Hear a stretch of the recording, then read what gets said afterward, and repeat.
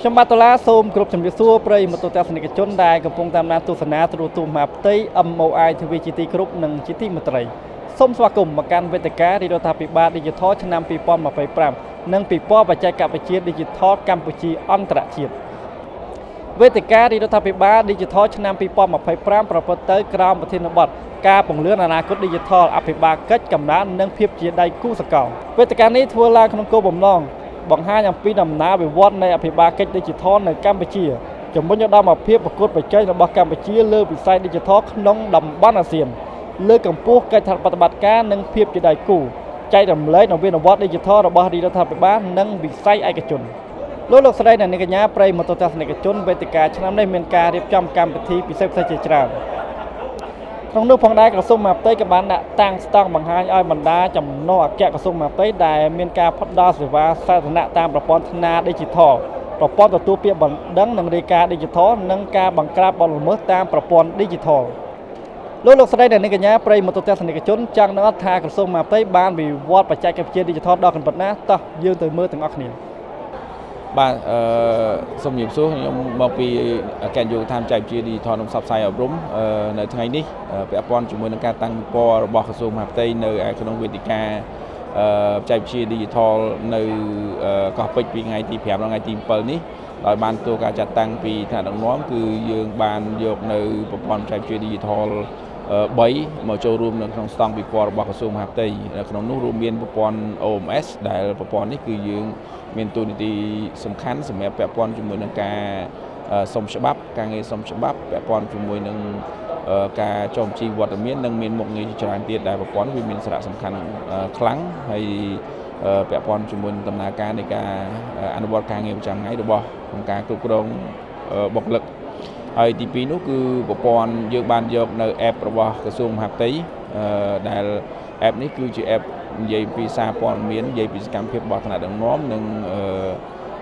សកម្មភាពទាំងមូលរាប់ទាំងរដ្ឋបាលថ្នាក់ក្រោមជាតិទាំងស្នងការដ្ឋានរាជធានីខេត្តផងដែរហើយចុងក្រោយនោះក៏យើងបានយកនៅ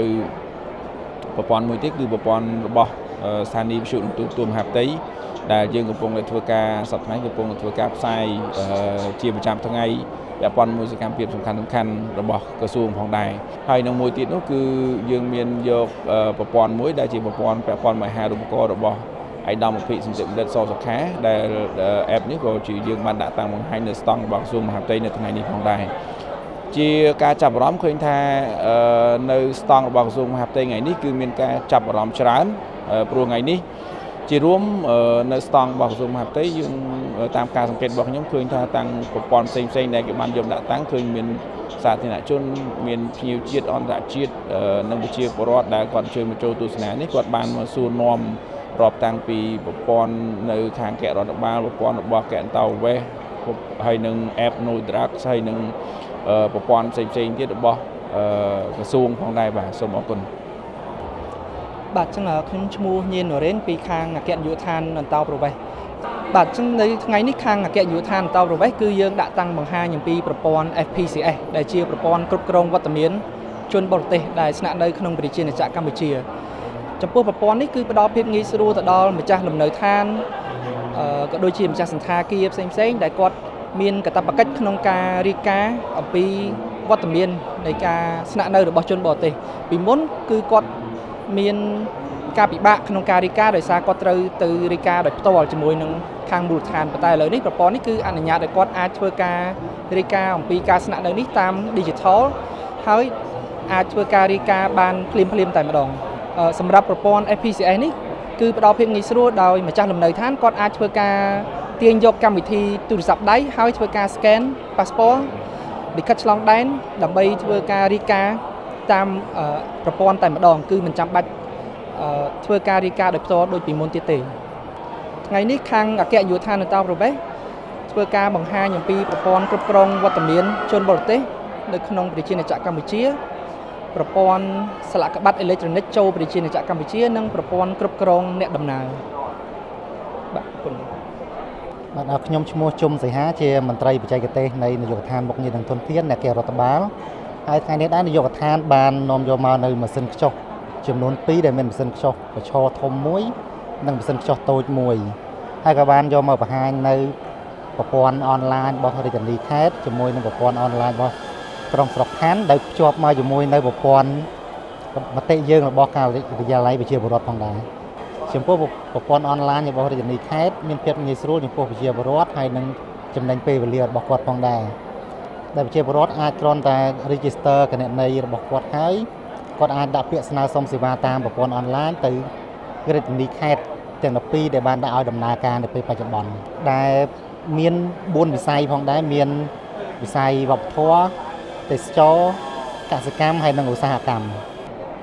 ប្រព័ន្ធសម្រាប់ផ្ដល់សេវារដ្ឋបាលជូនប្រជាពលរដ្ឋនៅថ្នាក់រាជធានីខេត្តចំពោះចំណាប់អារម្មណ៍ប្រជាពលរដ្ឋភាគច្រើនគាត់ចាប់អារម្មណ៍ទៅលើម៉ាស៊ីនខ្ចោះជាមួយនឹងប្រព័ន្ធស្នើសុំ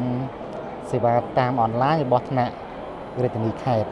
ដោយឡែកប្រព័ន្ធអនឡាញរបស់ថ្នាក់ក្រុងស្រុកភាសាយើងទៅតែនឹងដាក់ឲ្យអនុវត្តទៅបាន13ក្រុងស្រុកខណ្ឌហើយក៏ការផ្សព្វផ្សាយក៏អត់ទាន់បានទូលំទូលាយផងដែរ